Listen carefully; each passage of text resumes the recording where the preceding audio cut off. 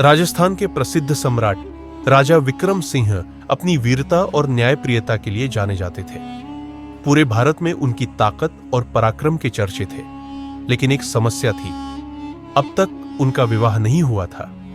राजा के मंत्री और प्रजा चाहते थे कि वे जल्द ही विवाह कर लें ताकि राज्य को एक महारानी मिले। लेकिन विक्रम सिंह को कोई ऐसी रानी चाहिए थी जो न केवल रूपवती हो बल्कि बुद्धिमान और निडर भी हो।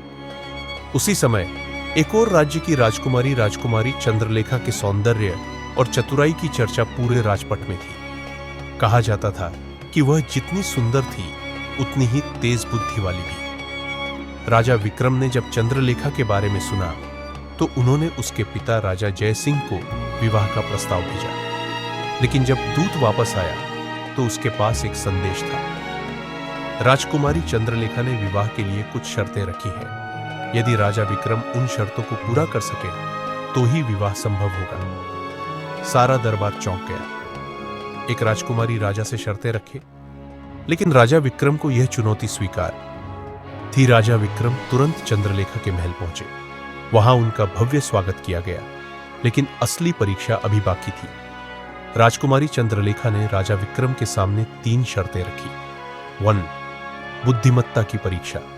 राजा को बिना युद्ध किए मेरे राज्य का सबसे अनमोल रत्न लाकर देना होगा। 2. साहस की परीक्षा।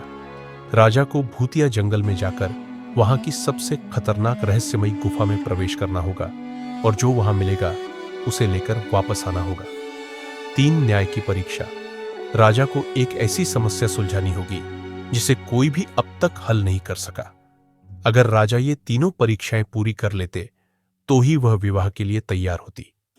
दरबार में सभी लोग हैरान थे। कोई भी राजा इन शर्तों को आसानी से पूरी नहीं कर सकता था। लेकिन विक्रम सिंह मुस्कुराए और बोले, मुझे यह शर्तें स्वीकार है। राजा विक्रम को चंद्रलेखा के राज्य का सबसे अनमोल रत्न लाना था, लेकिन बिना युद्ध किए। वह अपने सेनापति के साथ बाजार गए और वहां के लोगों से पूछताछ की। उन्होंने सुना कि वहां एक प्रसिद्ध व्यापारी सोमनाथ के पास सबसे दुर्लभ हीरा था।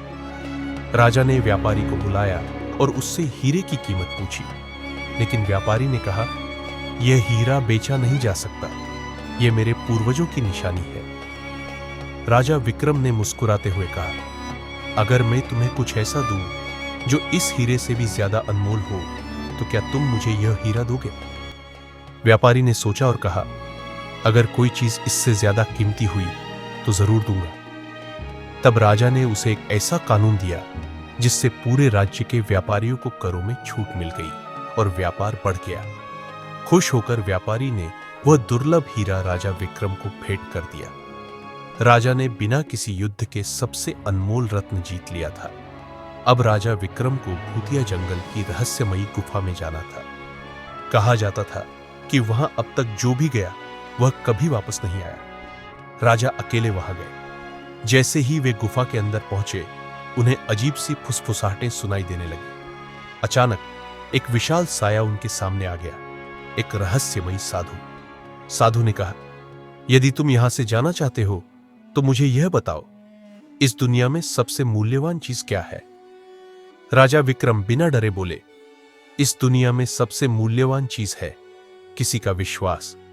धन, सत्ता, ताकत सब खत्म हो जाते हैं, लेकिन अगर किसी को तुम्हारा विश्वास मिल जाए तो वह अमर हो सकता है।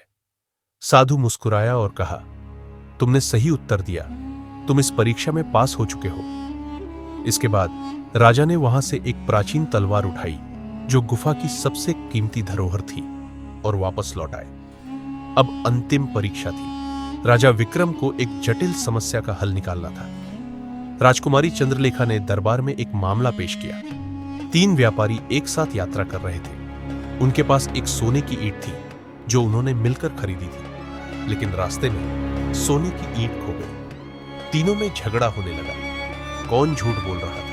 राजा विक्रम ने तीनों को ध्यान से देखा और उनसे अलग अलग प्रश्न पूछे।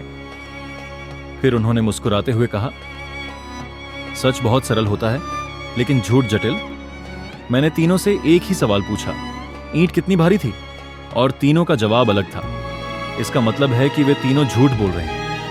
सच ये है कि सोने की ईंट किसी ने चुराई ही नहीं, ये कहानी ही झूठी थी। ताकि राजा से धन लिया जा सके। राजकुमारी चंद्रलेखा प्रभावित हुई। राजा विक्रम, तुमने मेरी तीनों शर्तें पूरी कर ली हैं। अब मैं तुम्हारी पत्नी बनने के लिए तैयार हूं। महल में राजा विक्रम और राजकुमारी चंद्रलेखा का विवाह धूमधाम से संपन्न हुआ। राजा ने न केवल एक सुंदरी को पाया, बल्कि एक चतुर और समझदार रानी भी पाई, जिसने उनके राज्य को और भी समृद्ध बनाया। यह विवाह केवल प्रेम का नहीं, बल्कि बुद्धि, साहस और न्याय की जीत थी। और इस तरह राजस्थान के महान राजा विक्रम सिंह और रानी चंद्रलेखा की कहानी इतिहास में अमर हो गई।